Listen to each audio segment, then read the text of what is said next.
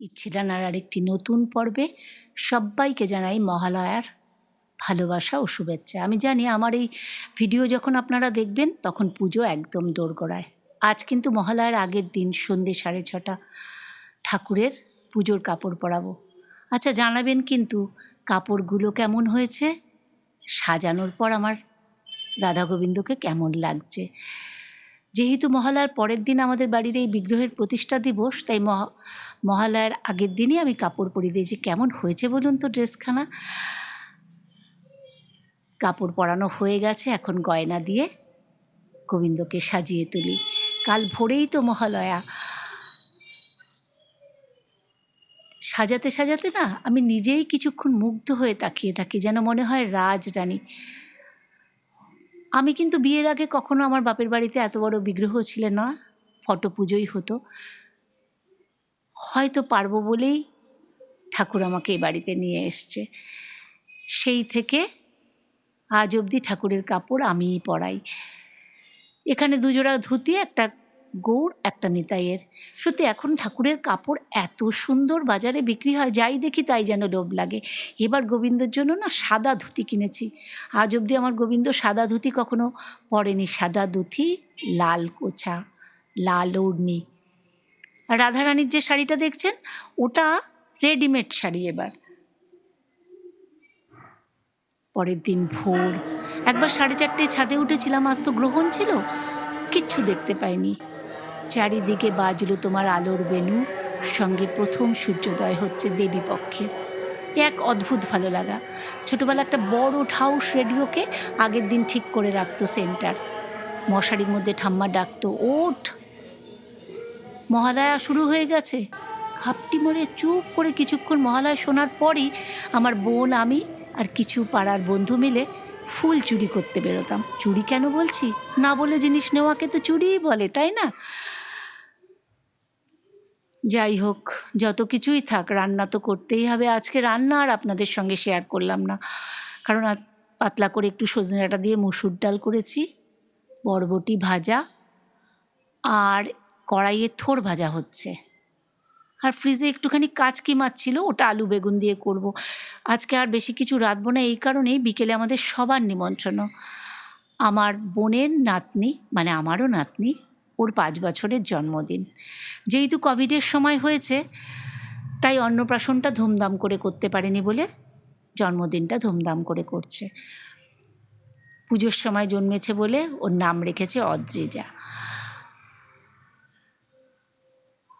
এই যে রান্নার সমস্ত জিনিসপত্র মোটামুটি রান্না হয়ে গেছে, মাছের ঝোলটা করলেই রান্না শেষ।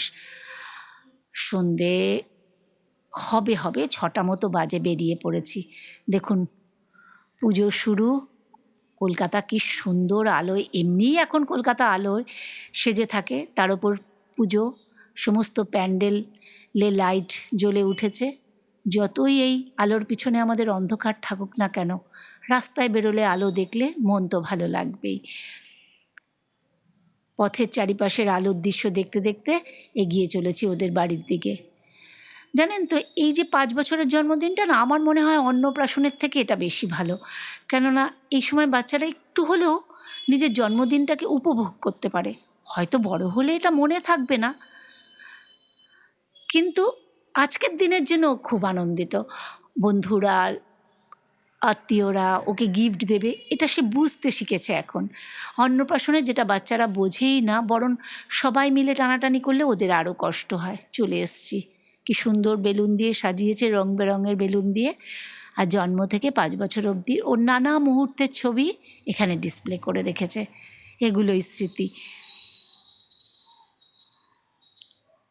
এই দিনটা ছোট হোক বড় হোক সবার কাছে স্পেশাল। কেন বলুন তো, আমি নামি কি অনামি যাই হোক না কেন, আজকের দিন আমি সবার কাছে প্রিয়, সবার কাছে আলাদা আদর। যাই হোক, ঢুকে পড়েছি ভিতরে। খুব সুন্দর করে ওর ওই কেক কাটার জায়গাটা সাজিয়েছে।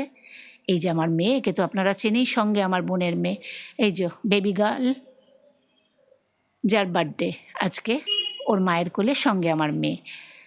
দেখুন আজকালকার বাচ্চারা কি সুন্দর ফটোর সামনে টু হয়ে গেছে, কোনো ভয় নেই, এত লোক ফটো উঠছে, কোনো ব্যাপার না। আর কোনো অকেশন মানেই এখন খুব ভালো লাগে। খাওয়া দাওয়ার থেকেও কেন বলুন তো, এখন তো আর কারোর বাড়ি যাওয়া হয় না, আনন্দটাই বেশি। তবে খাবার দাবারের আয়োজন খুব ভালো ছিল, রান্নাও ভালো ছিল। একটা জিনিস বুঝেছি, যতই আপনি খরচা করে সাজান, যাই করুন না কেন, বেশ কিছু বছর অবধি ভোজনবিলাসী বাঙালির কিন্তু একটা জিনিসই মনে থাকে, ওর জন্মদিন কি ওর বিয়েতে খুব ভালো খাওয়া দাওয়া হয়েছিল।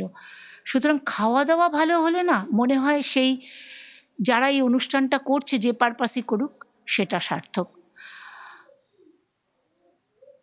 খাওয়া দাওয়া শেষ, চলে এসেছি মকটেল কাউন্টারে। ওই একটু লেমন সোডা, কেউ থামস আপ, সবাই যাবার আগে একটু আনন্দ ফুর্তি। আবার কবে দেখা হবে তার তো ঠিক নেই, এখন সব কিছু শুভেচ্ছা ভালোবাসা বিনিময় হয় হোয়াটসঅ্যাপে। কিছু মজা, কিছু আনন্দ। এই দেখুন, আহারে বেচারি জামাইকে নাচানোর কি আপ্রাণ চেষ্টা চলছে, নাও করতে পারছে না। সুন্দর মুহূর্ত, এগুলোই ধরা থাকবে। খুব ভালো মুহূর্ত কাটিয়ে ফিরে আসছি। এই ইউটিউবের আমি অনেক ভালো বন্ধু পেয়েছি, যাদের কমেন্ট আমাকে এই পথ চলায় এগিয়ে যেতে সাহস যোগায়। না হলে সারাদিন কাজের পর আর ভিডিও করতে ইচ্ছে করে না। যাই হোক, সবাই ভালো থাকবেন, আবার দেখা হবে।